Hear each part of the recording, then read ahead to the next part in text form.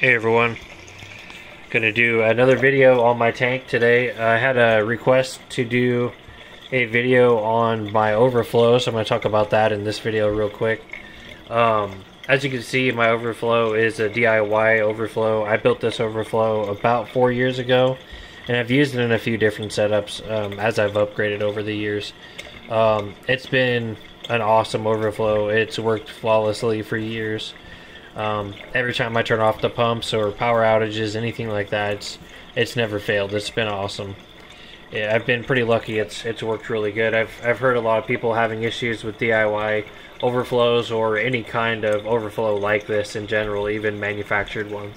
But I've been lucky, and this thing's done an awesome job. I have a Powerhead screen right here that I modified to fit on top of the 3/4 inch PVC.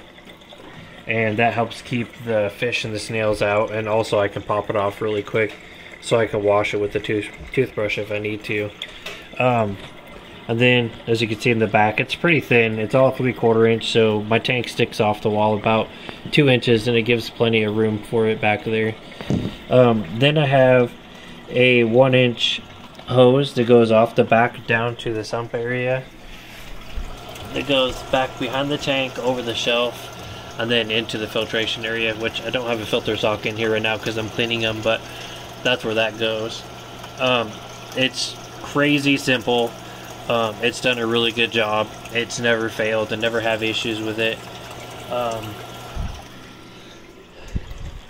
As you can tell, it's not super loud. It's not real quiet either, but it's fine. It's not so loud that it bothers anybody in the house or anything like that.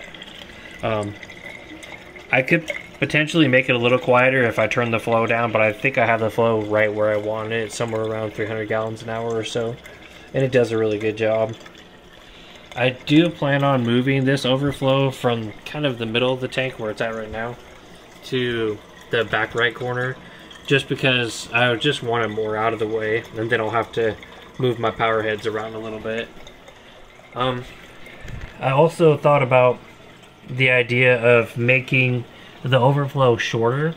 So it's 12 inches tall now, and this was in my 20-gallon long, which is about 12 inches tall.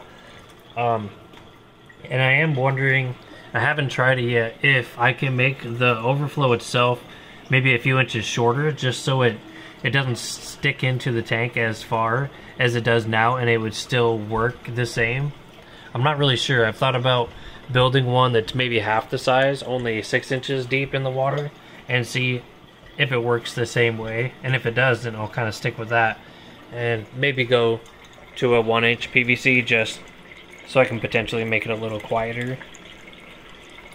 If you guys have any ideas on that, if you guys have tried a DIY like this that's maybe a little shorter that still works, definitely comment and let me know. I'd be interested to see that.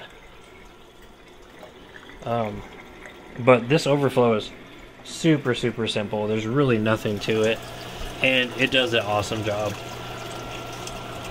If I do move the overflow, I will re-plumb it. I don't know if I'll use this pipe again or not, but if I do, the pipe will probably come down in the middle here and then go around down here, so it won't be up on the shelf like that.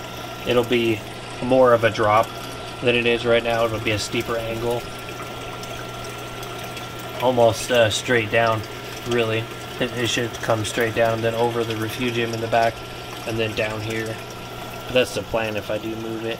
And then that'll make the hose a little shorter and possibly make it look a little nicer.